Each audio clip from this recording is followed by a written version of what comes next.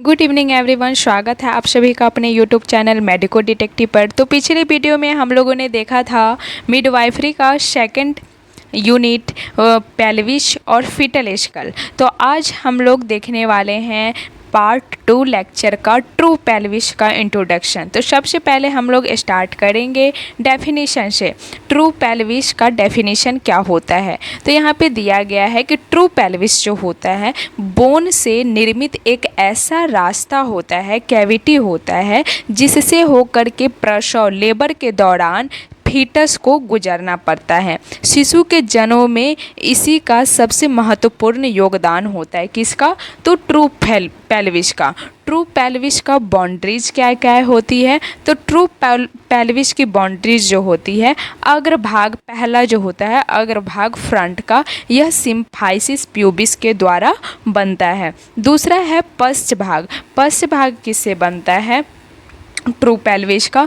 तो true pelvis का पश्च भाग जो है सैक्रम और कॉकिक्स हड्डी से मिलकर के बनता है। अब यहाँ पे दिया गया है कि ट्रू पेल्विस की संरचना जो है 3 भाग में होते हैं। ट्रू पेल्विस की संरचना के 3 भाग होते हैं। पहला क्या होता है? पहला होता है इनलेट या ब्रिम, दूसरा होता है कैविटी और तीसरा होता है आउटलेट। तो हम लोग पहले देखेंगे पेल्विस का ब्रिम या इनलेट।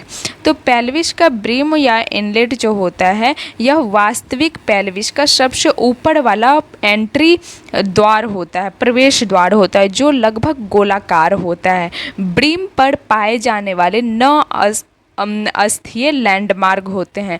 9 बोनी लैंडमार्क होते हैं, जो आप लोग को याद करना होता है। कभी कभी पूछा जाता है कि 9 बोनी लैंडमार्क के नाम लिखें, आपके एग्जाम्स में पूछे जाते हैं। तो आपको ट्रिक के माध्यम से यहाँ पे दिखाया जाएगा। सबसे पहले यहाँ पे आगे में दिया हुआ है सिम्फाइसिस प्यूबिस, आगे से शुरू करके पीछे की तरफ से एक घेरे में जाना है। ये दोनों तरफ लेफ्ट राइट पाए जाते हैं। सिम्फाइसिस प्यूबिस का जो ऊपरी एवं आंतरिक बॉर्डर होता है, पहले क्या होता है? सिम्फाइसिस प्यूबिस का ऊपरी एवं आंतरिक बॉर्डर। उसके बाद नेक्स्ट बोनी लैंडमार्क क्या है? Pubic crest. पहला क्या हो गया? सिम्फाइसिस प्यूबिस का ऊपरी एवं आंतरिक बॉर्डर, दूसरा है प्यूबिक क्रेस्ट, तीसरा है प्यूबिक ट्यूबरकल। तीसरा क्या है? Pubic tubercle. चौथा है पेक्टिनियल लाइन। चौथा क्या है? पेक्टिनियल लाइन। पांचवा है इलियोप्यूबिक एमिनियंस। क्या है? इलियोप्यूबिक इमिनियंस। उसके बाद क्या है? इलियोपेक्टिनियल लाइन। उसके बाद है सैक्रो इलियक आर्टिकुलेशन संधि। उसके बाद है एला ऑफ सैक्रम। उसके बाद है सैक्रल प्रोमोन्ट्री, जो कि सैक्रम का सबसे उभरा हुआ ऊपरी कोना का जो भाग होता है वही होता है सैक्रल प्रोमोन्ट्री। तो ये 9 बोनी लैंडमार्क आप लोग कॉपी पर लिखिए और उसको याद कर लीजिए कि 9 बोनी लैंडमार्क कौन कौन से होते हैं। तो आइए हम लोग पहला फिर से स्टार्ट कर लेते हैं। पहले क्या है? पहला है सिम्फाइसिस प्यूबिस का ऊपर वाला और आंतरिक बॉर्डर। उसके बाद हो जाएगा प्यूबिक क्रेस्ट, तीसरा है प्यूबिक ट्यूबरकल, चौथा है पेक्टिनियल लाइन, पांचवा है इलियोप्यूबिक इमिनियंस, छठा है इलियोपेक्टिनियल लाइन, सातवां है सैक्रोइलियक आर्टिकुलेशन, आठवां है एला ऑफ सैक्रम, जिसको सैक्रम का पंख भी कहा जाता है, और 9वां है सैक्रल प्रोमेंट्री, जो सैक्रम का सबसे उभरा हुआ ऊपरी कोना होता है। अब हम लोग डायमीटर्स देखेंगे, ब्रिम के डायमीटर्स, ये भी एग्जाम में पूछे जाते हैं, डायमीटर्स ऑफ द ब्रिम। तो डायमीटर का यहाँ पे मतलब है कि बच्चे को सिर से निकलने के लिए मिलने वाली जगह की माप, जो 3 प्रकार के होती है। पहला होता है अग्रपश्च डायमीटर। अग्रपश्च डायमीटर में क्या होता है कि यह आगे से पीछे की दूरी होती है सैक्रल प्रोमोन्ट्री से सिम्फाइसिस प्यूबिस तक। यह 3 तरह से मापा जाता है। पहला किस तरह से मापा जाता है, तो पहला ट्रू कंजुगेट मापा जाता है। इसे एनाटॉमिकल कंजुगेट भी कहते हैं। ये लगभग 11 सेंटीमीटर होता है। कितना सेंटीमीटर होता है? 11 सेंटीमीटर होता है। इसे सीधे मापा नहीं जा सकता है। दूसरा है डायगोनल कंजुगेट। डायगोनल कंजुगेट जो है सैक्रल प्रोमोन्ट्री के मध्य बिंदु से सिम्फाइसिस प्यूबिस के निचले बॉर्डर की दूरी पर होता है। यह लगभग 12 सेंटीमीटर होता है। ट्रू कंजुगेट की लंबाई कितनी होती है? 11 सेंटीमीटर। वही डायगोनल कंजुगेट की बात करें तो यह 12 सेंटीमीटर की होती है। ठीक है।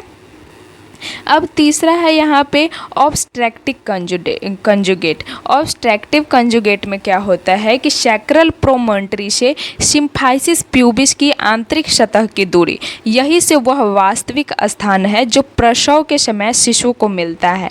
यह लगभग 10 सेंटीमीटर होता है। ऑब्स्ट्रक्टिव कंजुगेट की लंबाई कितनी होती है? तो 10 सेंटीमीटर होती है। अब है ऑब्लिक डायमीटर। दूसरा क्या है? Oblique diameter. ऑब्लिक डायमीटर जो होता है इसकी माप तिरछी होती है। ऑब्लिक नाम ही है, जैसे ऑब्लिक हम लोग तिरछा डालते हैं ना, वैसे ही यह तिरछी माप होती है। एक तरफ के सैक्रोइलियक संधि से लेकर के दूसरी तरफ के एलियोप्यूबिक उभार के मध्य की दूरी को ऑब्लिक डायमीटर कहते हैं। पेल्विक ब्रिम में 2 ऑब्लिक डायमीटर होता है, पहला दायां दूसरा बायां। इसकी माप 12 सेंटीमीटर होती है। पेल्विक ब्रिम में ऑब्लिक डायमीटर की माप कितनी होती है? तो 12 सेंटीमीटर होती है। अब तीसरा हम लोग देखेंगे ट्रांसवर्स डायमीटर।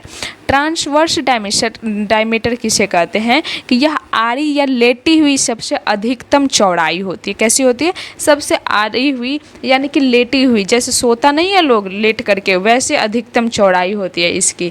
इलियोपेक्टिनियल लाइन से सबसे दूर स्थित 2 बिंदु के मध्य की जो दूरी होती है ट्रांसवर्स डायमीटर कहलाती है। यह पेल्विक ब्रिम का सबसे बड़ा डायमीटर होता है, ट्रांस डायमीटर। ठीक है। अब यहाँ पे हम लोग देखेंगे पेल्विक कैविटी। पेल्विक कैविटी का सबसे पहले हम लोग डेफिनेशन देखेंगे। तो पेल्विक कैविटी जो है पेल्विक के ब्रिम और आउटलेट के मध्य का जो गोलाकार भाग होता है उसे कैविटी कहते हैं। कैविटी का अग्रपश्च डायमीटर जो होता है वह सिम्फाइसिस प्यूबिक की पश्च यानी कि पिछले सतह के मध्य बिंदु से लेकर के दूसरी तथा तीसरी सैक्रल कशेरुकाओं के संधि स्थल यानी कि ज्वाइंट स्थल के मध्य की दूरी होती है। और कैविटी का अग्रपश्च डायमीटर का लंबाई जो होता है, माप जो होता है 12 सेंटीमीटर होता है। अब कुछ ऐसे प्रश्न जो कि इम्पोर्टेंट होते हैं, जो एग्जाम में आते हैं, वो यहाँ पे दिया गया है कि प्रसव के दौरान शिशु के लिए उपलब्ध वास्तविक स्थान कौन सा डायमीटर दिखाता है? तो वो हो जाएगा ऑब्स्ट्रक्टिव कंजुगेट। वो क्या हो जाएगा? Obstructive conjugate. उसके बाद दूसरा क्या है? उसके बाद दूसरा है डायगोनल कंजुगेट की माप कितनी होती है? तो डायगोनल कंजुगेट की माप जो है 12 सेंटीमीटर होती है। आप लोग को समझ में आया? और बताइएगा कि आप लोग को ये PDF मिल पा रहा है या नहीं। जिनको भी PDF नहीं मिल पा रहा है वो टेलीग्राम चैनल को ज्वाइन कर लीजिए। आपके डिस्क्रिप्शन बॉक्स में डाला जा रहा है टेलीग्राम का लिंक, वहाँ से ज्वाइन हो जाइए और PDF टेलीग्राम से ले लीजिए। बाकी वीडियो ये अभी मिडवाइफरी का चल रहा है। फर्स्ट यूनिट ख़त्म हो गया, ह्यूमन रिप्रोडक्टिव सिस्टम, उसका पूरा थ्योरी पार्ट कंप्लीट करा दिया गया है। उसके बाद MCQ भी कंप्लीट करा दिया गया है। उसके बाद नेक्स्ट मिडवाइफरी का नेक्स्ट यूनिट चल रहा है female pelvis and foetal skull. तो ये टॉपिक जो है स्टार्ट हुआ है। आज पार्ट 2 था। पहला पार्ट जो नहीं पढ़े हैं वो जा कर के पढ़ लीजिए, उसके बाद दूसरे पार्ट को पढ़िए, तब जा कर के समझ आएगा। क्योंकि मिडवाइफरी का थोड़ा सा समझने में कठिनाई होती है इस सब्जेक्ट में, लेकिन अगर आप सीक्वेंस वाइज पढ़ेंगे, कंटिन्यू पढ़ेंगे, तो आपको कोई दिक्कत नहीं होगी।